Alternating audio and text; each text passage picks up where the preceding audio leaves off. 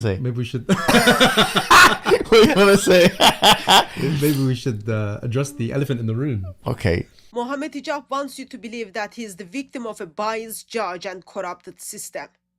The High Court says he lied, fabricated evidence, and lost badly. Now he's staring at £670,000 bill. Let's break it down. How the defamation case against Douglas Murray turned from reputation fight into the most expensive PR disaster of his career, which he thinks that's something positive. I was quite surprised, okay?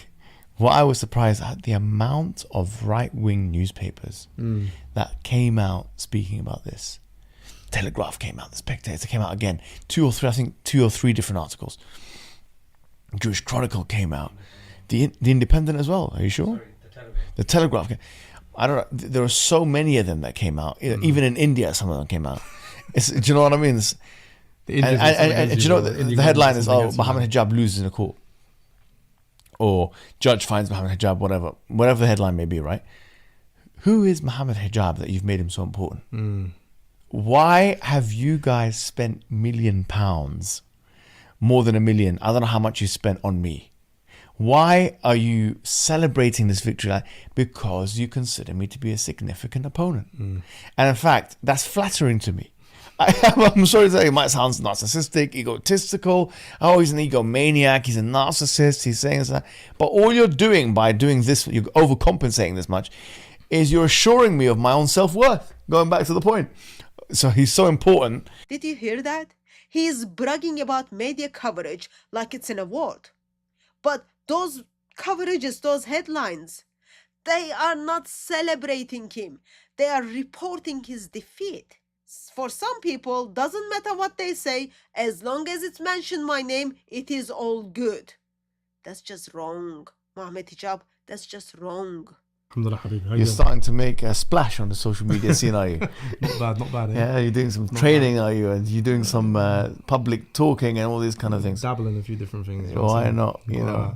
Got to keep your options open, dabble in a few different Yeah, things. well, yeah, you know. My job now is to make sure that if I'm not around, other people can carry the torch.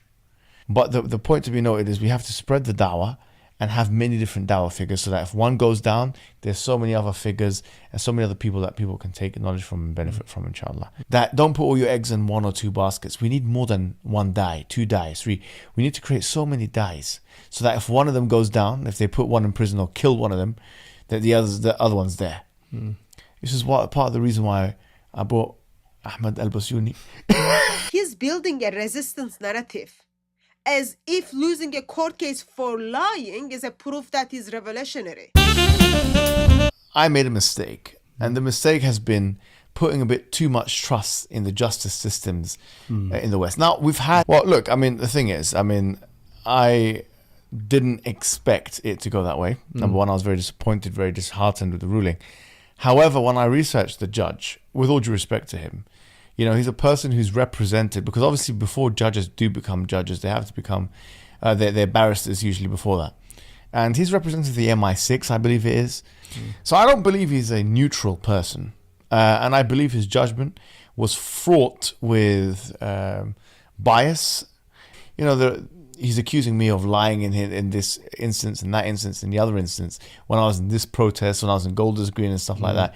And it is on issues which are interpretive. And I would call this jurisprudential overreach, okay, where he's gone way further than what he should have gone.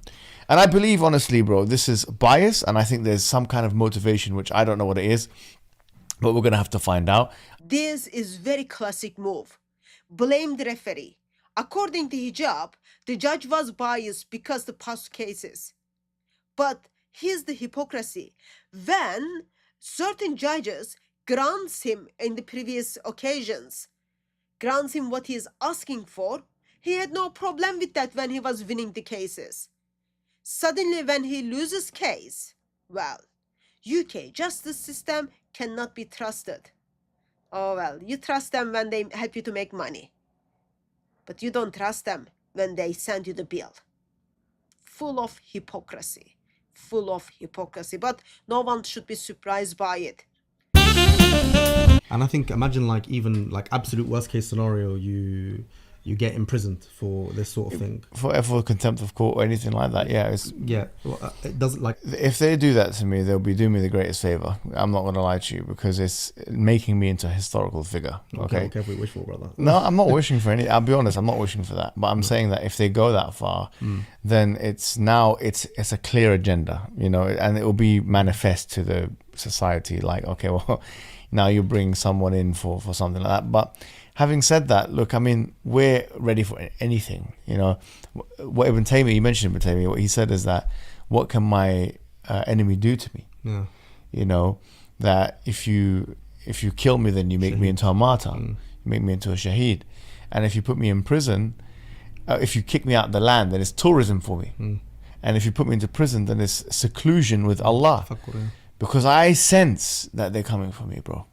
He talks like a prison is a badge of honor, a ticket to legacy status. But no one is sending him to prison. They're just sending him invoice. Maybe he can foresee that one day he's gonna end up in prison for his involvement with the very, very dangerous thing he's doing there. And the way he's getting his money, when those things become a public, maybe he might end up in prison because of those things. But right now, no one is sending him prison. All he's receiving is a bill. No, it goes to show that your dawah has an impact. The dawah and my dawah has an impact only because the people watching this at home. Let's be clear. This was not about silencing Mohammed Hijab. It was about truth. The judge found out that his evidence was worthless. His contracts were fraud. His account was untenable.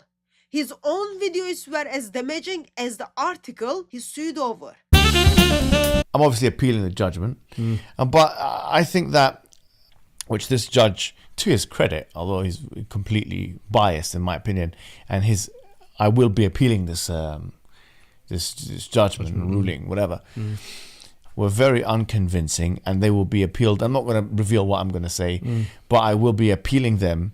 And in fact, I don't think he's going to have a response. Essentially, it's not over. Oh, it's not over. It's not over. And this is not just... Look, you have to understand, when you go through a 2-year legal battle, now I am battle-hardened.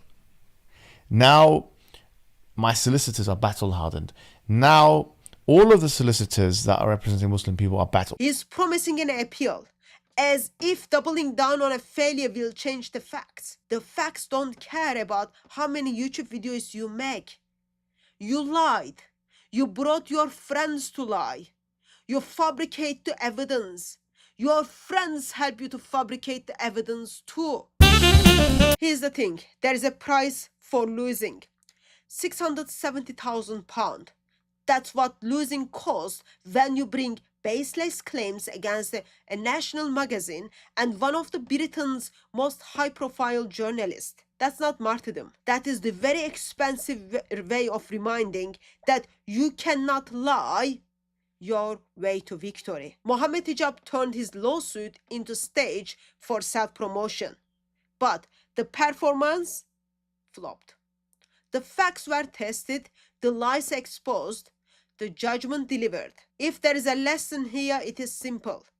Do not fabricate. Do not twist the truth. And don't make mistakes that headlines for vindication, because in the end, the truth comes with a price tag.